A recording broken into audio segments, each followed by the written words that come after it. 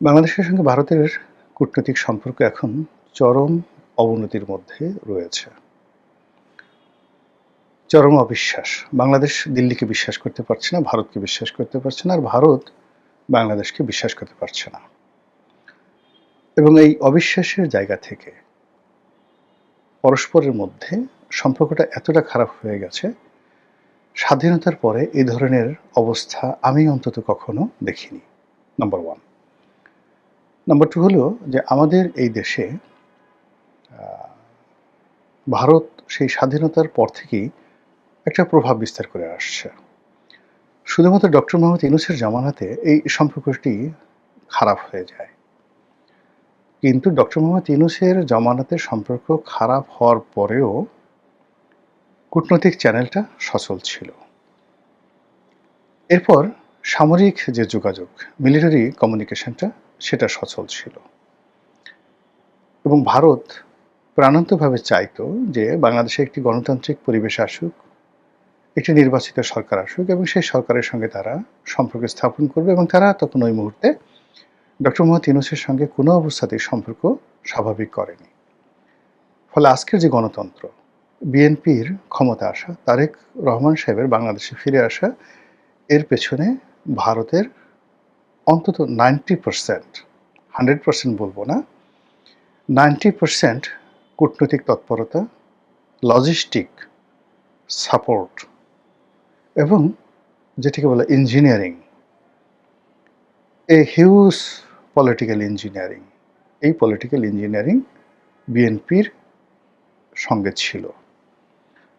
আর সেটা যদি না হতো তাহলে ডক্টর মোহাম্মদ ইউনূস এবং তার সঙ্গে যেভাবে আমেরিকা ছিল, যেভাবে ইউরোপ ছিল, তাতে আগামী 10 বছরেও এদেশে নির্বাচন হতো না।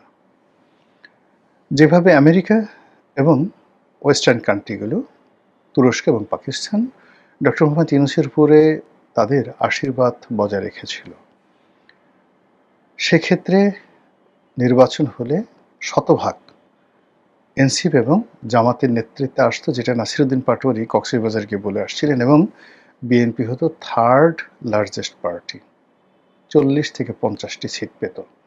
That was the plan. সেই প্রথমত নির্বাচন হতো না, ডক্টর মোহাম্মদ ইউনূস আজীবনকালের জন্য ক্ষমতায় থাকতো, 5 বছর 5 বছর করে। আর দ্বিতীয়ত নির্বাচন যদি হতো, সেই নির্বাচনে জামাত এনসিপি আসতো, আইদার এনসিপি অথবা জামাত। এই যে একটা মাস্টার প্ল্যান, সেই মাস্টার প্ল্যানটাকে বুমেরাং করে দিয়ে ভেরি জাস্ট হাদি হত্যাকাণ্ডের পরে পুরো জিনিসটিকে উল্টে দিয়ে, সেটা ভারত হাদি হত্যাকাণ্ড ঘটিয়েছে না ঘটায়নি সেটা তদন্তের বিষয়, কিন্তু হাদি হত্যাকাণ্ড বাংলাদেশের রাজনীতিতে একটা টার্নিং পয়েন্ট।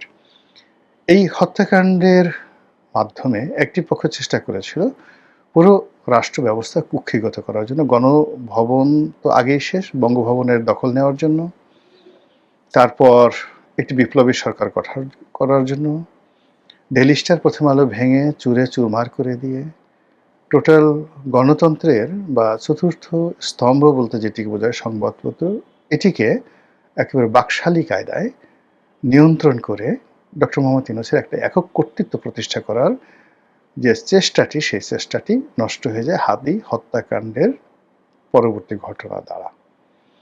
এখন হাদির যখন হত্যাকাণ্ড হলো, সেই হত্যাকাণ্ডের পরে দুই পক্ষই চেষ্টা করেছে এটার বেনিফিট নেওয়ার জন্য, কিন্তু এখানে ইন্ডিয়া জয়লাভ করেছে। ইন্ডিয়া জয়লাভ করেছে এবং তারা তখন এই ডক্টর মোহাম্মদ ইউনূস, জামাত, এনসিপি এদের ব্যাপারে শতভাগ রিভার্সে চলে আসছে যে এখন এই মুহূর্তে মূলত বিএনপি সরকার দরকার। আর বিএনপি সরকার যেন ভোটের মাঠে শক্তিশালী হতে পারে, এজন্য তাদের হাতে যে রিজার্ভ ফোর্স রয়েছে আওয়ামী লীগ, সেই আওয়ামী লীগের শেখ হাসিনা থেকে শুরু করে তাদের প্রবাসী যত নেতা, তাদের মাধ্যমে সারা বাংলাদেশের আওয়ামী লীগের লোকদের কাছে মেসেজ দেওয়া হয়েছে কোনো অবস্থাতে যেন জামাত না আসতে পারে, বিএনপিকে ক্ষমতা আনতে হবে।